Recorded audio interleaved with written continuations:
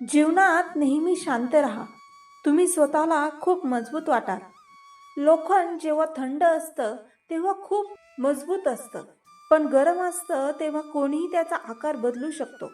म्हणून जेव्हा राग येतो तेव्हा शांत राहा. मी चुकतो कारण मला नाती टिकवायची आहे. नाहीतर चूक तर आपण कालही नव्हतो आणि आजही नाही. जीवलग म्हणून बोलवणाऱ्यांना मी जीव काढताना पाहिलं आहे. म्हणून जरा सांभाळून राहा. माणूस सुद्धा शेअर मार्केट सारखा झाला आहे. कधी कोण किती खाली पडेल कळतच नाही. जबरदस्तीने कोणाच्या आयुष्याचा भाग होण्यापेक्षा स्वतःला सावरा आणि त्या व्यक्तीच्या आयुष्यातून दूर व्हा. प्रत्येक गरज पैशांनी पूर्ण होत नाही. काहीसाठी प्रार्थनांची देखील गरज लागते.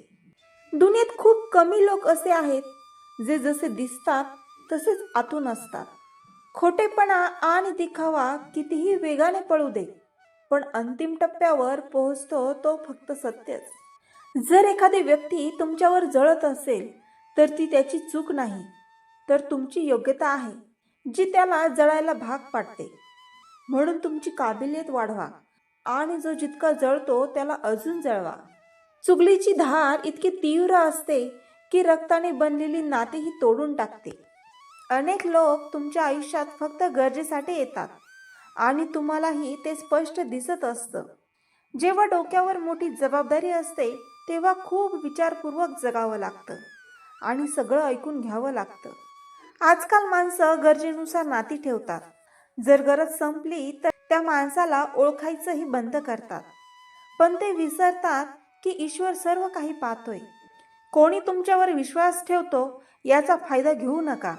ज्याचा तुमच्यावर पूर्ण विश्वास असतो त्यालाच सर्वात मोठा धोका तुम्ही देता. कधी कधी माणूस नकळत दुसऱ्याला इतकं खास समजतो की समोरची व्यक्ती तो गृहीत धरायला लागते. म्हणून स्वतःचं महत्त्व ओळखा आणि जे तुमचं कौतुक करत नाहीत त्यांच्या मागे लागू नका. कोणासाठीही इतकंही वाईट बनू नका की त्याला वाटेल की तुमच्यासोबत वाईट वागणंच योग्य आहे.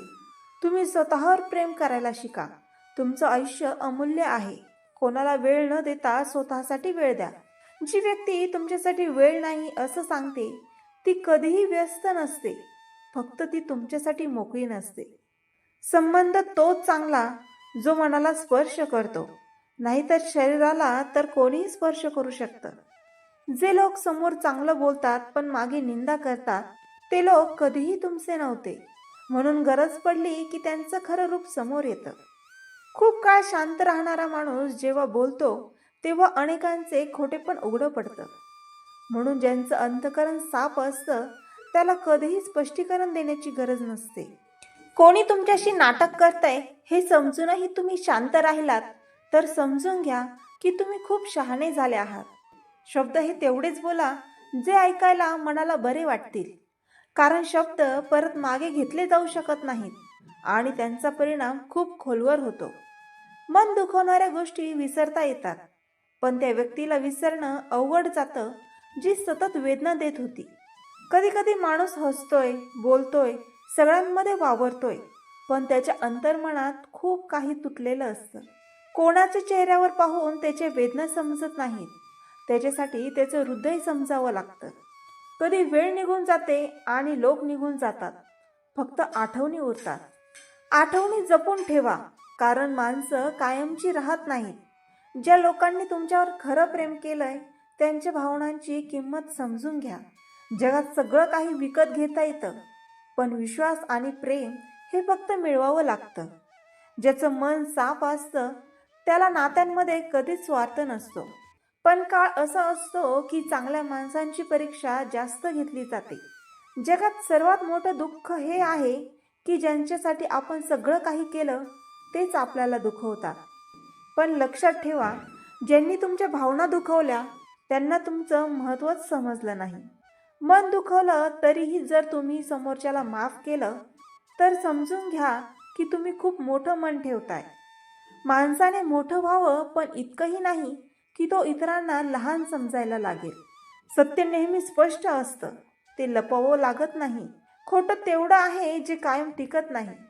वेळ नेहमी बदलते आणि बदलता बदलता ती माणसाची ओळख करून देते. तर मित्रांनो, आशा आहे तुम्हाला हा व्हिडिओ आवडला असेल. असेच सकारात्मक विचार ऐकण्यासाठी माझ्या चॅनलला लाईक, शेअर आणि सबस्क्राईब करायला विसरू नका. पुन्हा भेटूया नवीन विचारांसह. तोपर्यंत धन्यवाद.